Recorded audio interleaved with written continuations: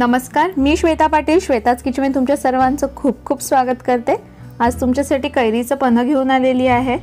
गरमीला सुरुवात झालेली आहे आणि अशा गरमीत थंडगार पन्ह प्यायला सगळ्यांनाच आवडतं। तर ते पन्ह कसं करायचं ते आज मी तुम्हाला दाखवणार आहे। चला मग पाहूया साहित्य आणि कृती। यासाठी आपण 3 कैऱ्या घेतलेल्या आहेत। पन्ह करताना कधीही कडक कैरीचा वापर करावा। इथे मी 3 कैऱ्या घेतलेल्या आहेत। स्वच्छ धुवून पुसून या कैऱ्या घेतलेल्या आहेत। तसेच 1 कप होईल एवढी साखर, थोडंसं सेंधव मीठ आणि 2 वेलची। अतिशय सोपी अशी रेसिपी आहे।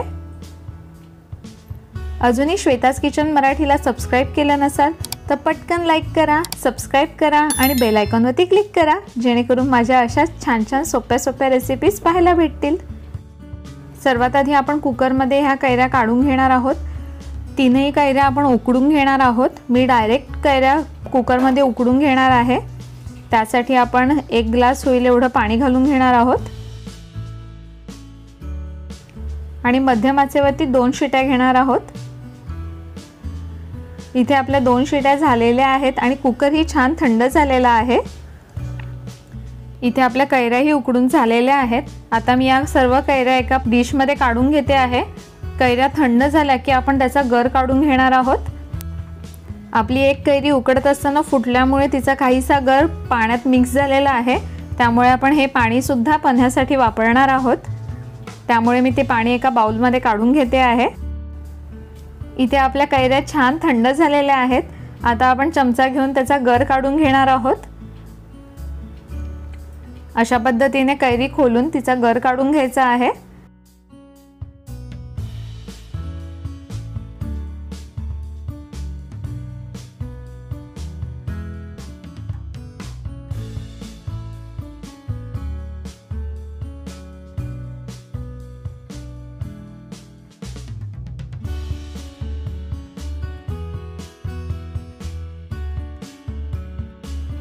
इथे आपण सर्व कैऱ्यांचा गर काढून घेतला आहे। बाठ्याचाही गर काढून घेतलेला आहे। पाहू शकता तुम्ही एकदम मस्त असा गर निघालेला आहे। आता आपण झटपट पन्ह करणार आहोत, त्यामुळे मी हा गर मिक्सरच्या भांड्यात काढून घेते आहे। बऱ्याचदा पन्ह बनवताना गुळाचा वापर केला जातो, पण आपण इथे साखरेचा वापर करतोय। जर तुम्हाला गुळ आवडत असेल तर तुम्ही गुळाचा वापर केला तरीही चालेल।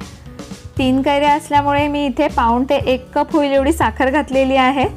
2 वेलची, हिरव्या वेलचीमुळे खूप छान असा फ्रेग्रन्स येतो। तसेच आपण चिमूटभर सेंधव मीठ घालणार आहोत। सेंधव मिठाने खूप छान टेस्ट येते। ऑप्शनल आहे, नाही घातलं तरीही चालेल, पण घातल्यामुळे खूपच छान अशी पन्ह्याला टेस्ट येते। आता आपण ह्याची मिक्सरमध्ये पेस्ट करून घेणार आहोत। पाहू शकता एकदम मस्त अशी पेस्ट झालेली आहे। आता ही पेस्ट तुम्ही कुठल्याही बरणीमध्ये भरून ठेवू शकता। स्वच्छ धुवून कोरड्या काचेच्या बरणीत जर ही पेस्ट भरून ठेवली तर अगदी 15 ते 1 महिना ही पेस्ट तशी खूप छान राहते। आणि तुम्हाला हवं असेल तेव्हा अशा पद्धतीने काचेच्या ग्लासामध्ये 1 ते 2 चमचे ही पेस्ट काढून घ्यायची आहे आणि त्याच्यामध्ये थंडगार पाणी घालायचं आहे। मिक्स केल्यानंतर तुमचं परफेक्ट असं पन्ह पिण्यासाठी तयार होतं।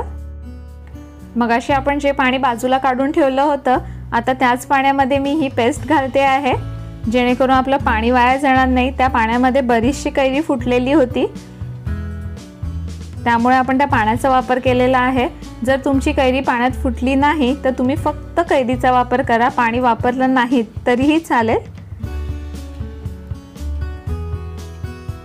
अशा पद्धतीने पल्प पूर्ण पाण्यात मिक्स करून घ्यायचा आहे। यामध्ये बर्फाचे खडे घाला किंवा थंड पाण्याचा वापर करा। थंडगार असं पन्ह प्यायला अतिशय छान लागतं। आणि इथे आपलं थंडगार पन्ह पिण्यासाठी तयार झालेलं आहे। गरमीच्या दिवसात नक्की करून पहा। कसं वाटलं आजचं झटपट होणारं पन्ह नक्की कमेंट करून सांगा। पुन्हा एकदा भेटूया एका नवीन रेसिपी सोबत। तोपर्यंत धन्यवाद। अजूनही श्वेताज किचन मराठीला सबस्क्राइब केलं नसाल तर पटकन श्वेताज किचनच्या लोगोवरती क्लिक करा आणि चॅनलला सबस्क्राइब करा, जेणेकरून तुम्हाला छान छान झटपट होणाऱ्या रेसिपीज पाहायला भेटतील।